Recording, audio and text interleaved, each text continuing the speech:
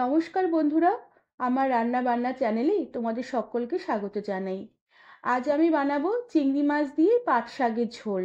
আমরা জানি গরমের সময় পাট শাক আমাদের শরীর পেট ঠান্ডা রাখে, আর এভাবে বানালে খেতে দুর্দান্ত স্বাদের হয়। রেসিপিটি তোমাদের সম্পূর্ণ দেখার অনুরোধ রইল। আমি এখানে পাট শাকের পাতাগুলোকে বেশ ভালো করে বেছে নিয়েছি, আর পাতার যে মোটা বোটার অংশটাকে আমি ফেলে দিয়েছি। এবার এই পাট শাকগুলোকে বেশ ভালো করে আমি ধুয়ে নেব। ধুয়ে আমি একদম মিহি করে কুচিয়ে নেব। আর পাট শাকে আমি চিংড়ি মাছ দেব। এর জন্য আমি বেশ খানিকটা চিংড়ি মাছ বেশ ভালো করে বেছে ধুয়ে নিয়েছি। এবার এই চিংড়ি মাছের মধ্যে অল্প করে একটু নুন দিয়ে দিলাম, আর অল্প করে একটু হলুদ গুঁড়ো দিয়ে দিলাম। এবার নুন হলুদ মাখিয়ে চিংড়ি মাছগুলোকে কিছুক্ষণ রেখে দেব। এরপরে আমি এই পাট শাকগুলোকে বেশ ভালো করে ধুয়ে নিয়ে একটু ছোট ছোট করে কুচিয়ে নিয়েছি, আর বেশ ভালো করে ধুয়ে জলও বেশ ভালো করে ঝরিয়ে নিয়েছি। এবার এই শাকগুলোকে আমি গরম জলে একটু সেদ্ধ করে নেব। এর জন্য কড়াতে সমস্ত শাকগুলোকে দিয়ে দিলাম, আর সাথে পরিমাণ মতন জল দিয়ে দিলাম। যেহেতু আমি পাট শাকের ঝোল বানাবো, তাই একটু ঝোলটা বেশি করে দিলাম। তবে ঝোলটা তোমরা তোমাদের নিজেদের রুচি অনুযায়ী দেবে। বেশি পাতলা খেতে চাইলে একটু বেশি করে জল দেবে, আর একটু কম ঘন ঘন খেতে চাইলে জলের পরিমাণটা কম করে দেবে। আর তার সাথে দিলাম একটা মিডিয়াম সাইজের পেঁয়াজকে কুচিয়ে দিলাম, আর কয়েকটা চেরা কাঁচা লঙ্কা দিয়ে দিলাম। সাথে পরিমাণ মতো নুন আর হলুদ গুঁড়ো দিয়ে এবার বেশ ভালো করে ঢাকা দিয়ে রেখে বেশ কিছুক্ষণ পাট শাকগুলোকে আমি ফুটতে দিলাম। আর ততক্ষণে আমি একটি মশলা বানিয়ে নেব। এর জন্য শিলপাটাতে আমি হাফ চামচেরও কম সাদা সর্ষে নিয়েছি, আর তার সাথে ওই হাফ চামচের মতন আমি পোস্ত নিয়েছি। এবার সর্ষে পোস্ত বেশ ভালো করে একসাথে মসৃণ করে একদম চন্দ্রের মতন করে বেটে নেব।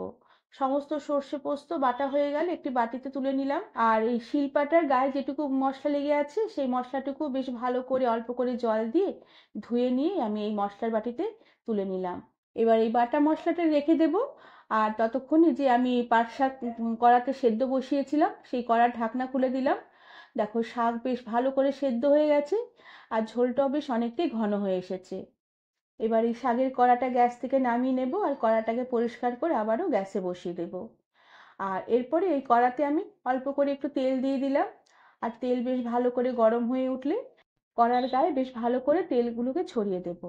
এরপরে এই গরম তেলেই আমি একটি শুকনো লঙ্কা ছিঁড়ে ফোড়ন দিলাম, আর সাথে অল্প করে একটু রাঁধুনি ফোড়ন দিলাম।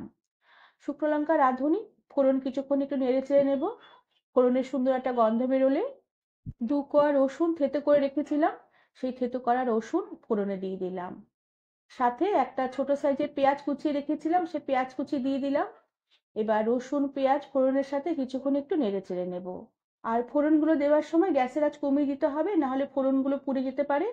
আর রসুনটা ফোড়ন দেওয়ার সময় খেয়াল রাখতে হবে যাতে রসুন যাতে পুড়ে না যায়, তাহলে এই পোড়া রসুনের গন্ধটা ভালো লাগবে না। এবার রসুন পেঁয়াজ ফোড়নের সাথে কিছুক্ষণ একটু নেড়ে চেড়ে হালকা করে একটু ভেজে নেব।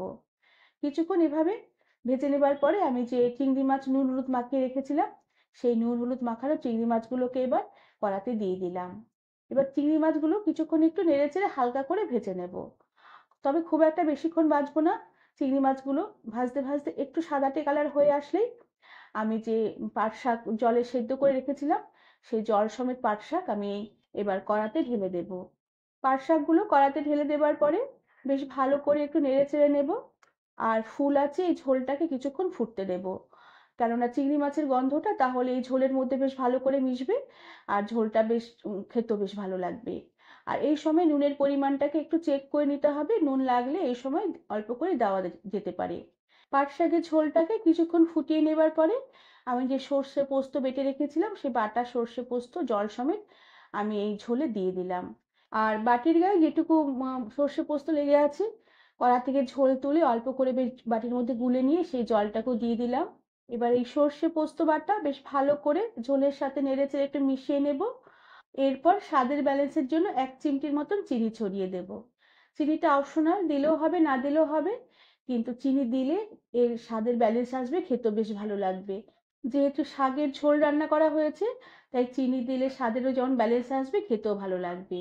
এবার সবকিছু বেশ ভালো করে নেড়েচেড়ে একটু মিশিয়ে নেব। এরপরে আমি গ্যাসের আঁচ বন্ধ করে দেব। আর সবশেষে অল্প করে একটু কাঁচা সর্ষের তেল উপর থেকে ছড়িয়ে দেব।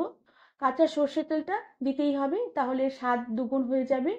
সর্ষে তেল দিয়ে আর নাড়াচাড়া করব না, সঙ্গে সঙ্গে কড়া ঢাকা দিয়ে দেব।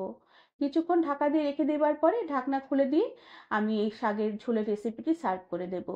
বন্ধুরা, আমার আজকের এই পাট শাকের ঝোলের রেসিপিটি তোমাদের কেমন লাগলো আমাকে তোমরা কমেন্ট করে জানাবে।